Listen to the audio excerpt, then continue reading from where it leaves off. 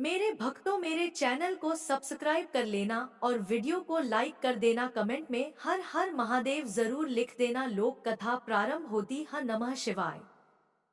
शिव कथा प्रारंभ होती है।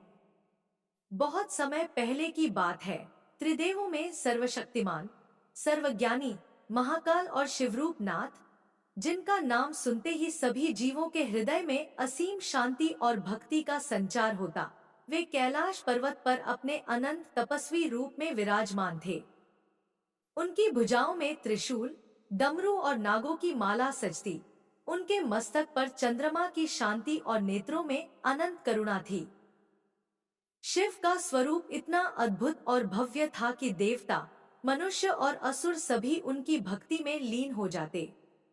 उनका नाद, नागोमुखी डमरू की गूंज संपूर्ण ब्रह्मांड में समा जाता।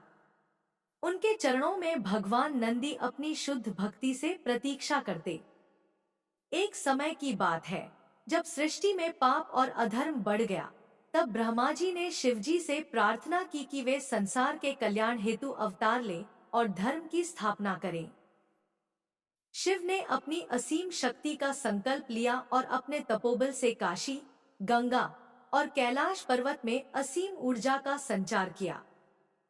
तभी सती माता का जन्म हुआ। माता सती अपनी सुंदरता और दयालु हृदय के लिए विख्यात थी। उनकी आंखों में करुणा और मृदुलता थी, जो किसी के भी मन को मोहित कर देती। उन्होंने ब्रह्मा जी के निर्देशानुसार अपने पिता दक्ष की कन्या होने के नाते संपूर्ण तपस्या और भक्ति से अपने पति शिवजी का स्वागत किया। जब सती और शिव का विवाह हुआ, तब संपूर्ण स्वर्गलोक में आनंद की लहर दौड़ गई।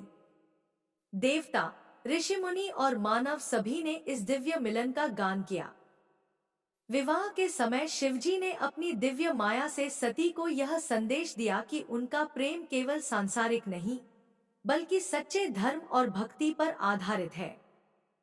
समय बीतता गया और सती और शिव का दैवीय प्रेम सृष्टि में आदर्श बन गया।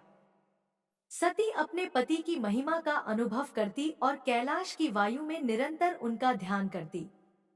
उनकी भक्ति की गूंज इतनी तीव्र थी कि पर्वतों और नदियों में प्रतिध्वनि होने लगी। एक दिन दक्ष द्वारा यज्ञ का आयोजन हुआ, जिसमें उन्होंने शिव का अपमान किया।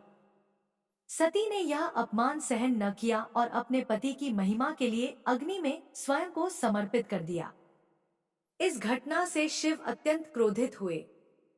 उनकी रौद्र दृष्टि से सृष्टि में भय फैल गया। उन्होंने कैलाश के पर्वतों को हिलाया और त्रिशूल उठाकर राक्षसों का संहार किया।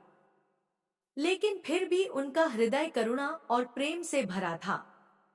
उन्होंने सती के शरीर को अपने हाथों में उठाया और शोकाकुल होकर संपूर्ण संसार को यह संदेश दिया कि सच्चा प्रेम और भक्ति कभी नष्ट नहीं होती।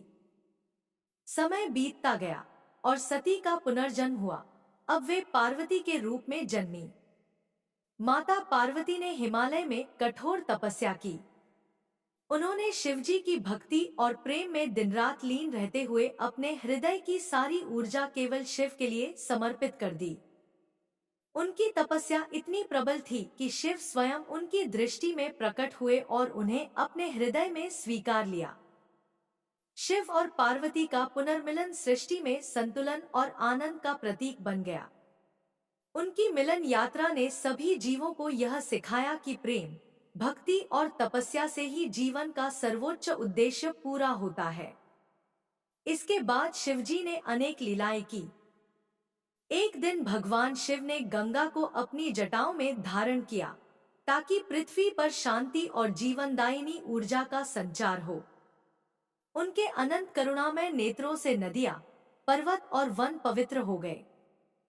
भक्तों की कथा यहाँ समाप्त नहीं होती।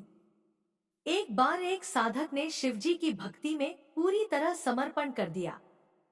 उसकी भक्ति देखकर शिव प्रसन्न हुए और उसे अमरता का आशीर्वाद दिया। यही संदेश है, सच्ची भक्ति से कोई भी संकट, रोग या दुख समाप्त हो जाता है।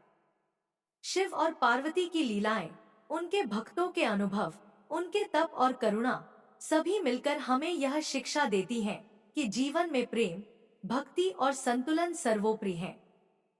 भक्तिपूर्ण लीलाओं, राक्षस वध, समुद्र मंथन, गणेश जन्म, कैलाश लीला और शिव के महासमाधि तक संपूर्ण निरंतर कथा यहीं पर समाप्त हो जाती है। हर हर महादेव।